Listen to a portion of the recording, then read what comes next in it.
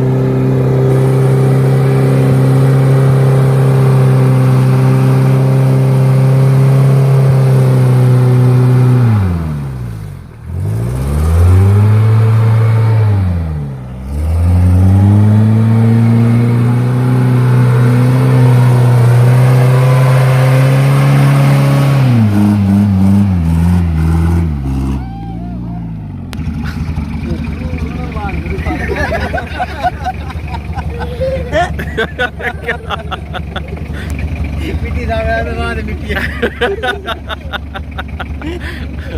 शादर क्या बोली जाती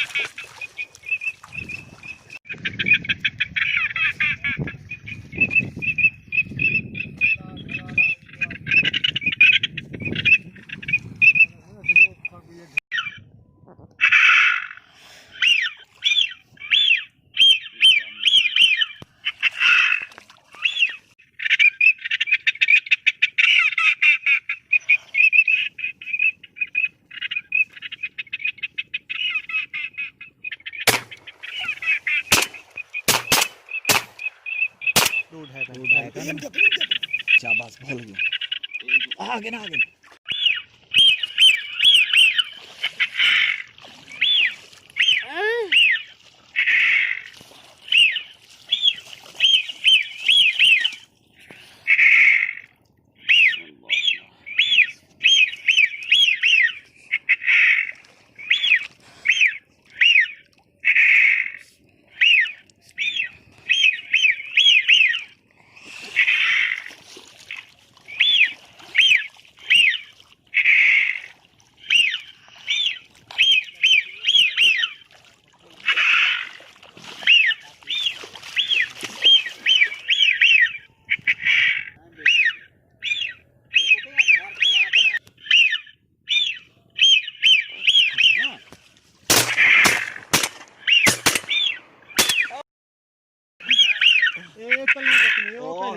भी जख्मी ओ ओ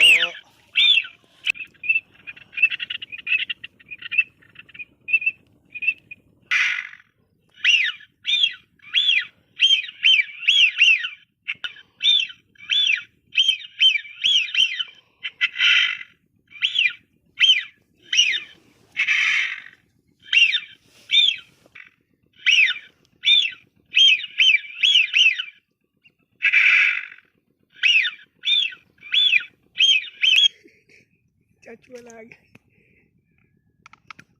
पूरे जैसे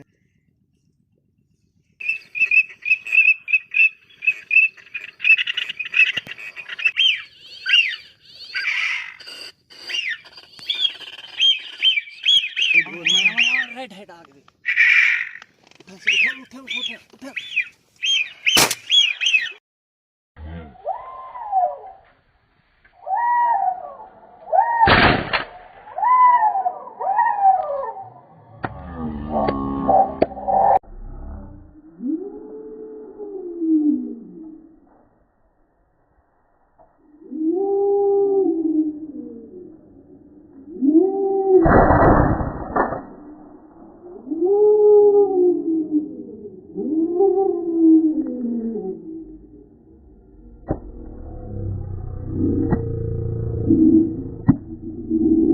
गुड शॉट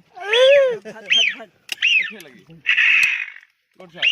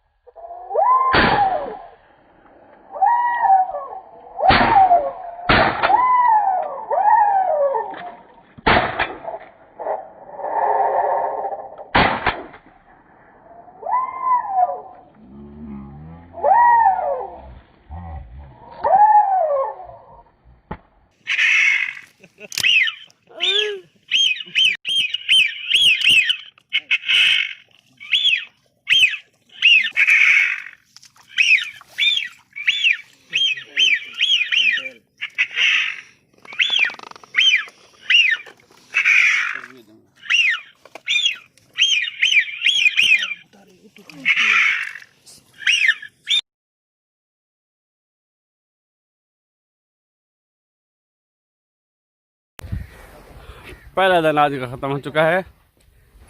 अब हमारी वापसी है कैंप की तरफ। इंशाल्लाह शाम को देखेंगे या फिर सुबह।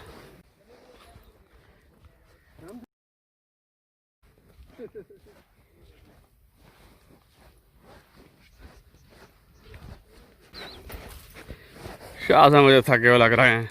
नहीं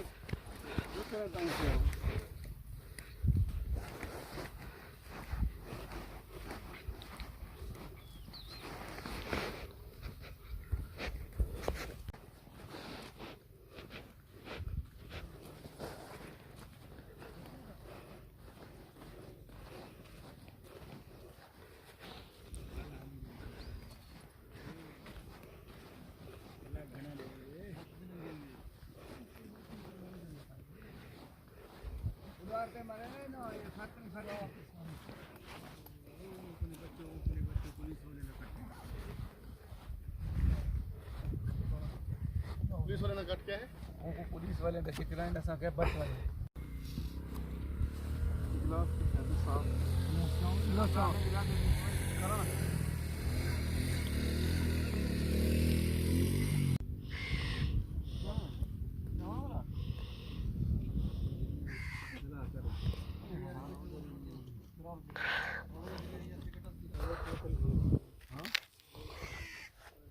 क्या भाई अल्ले बुरा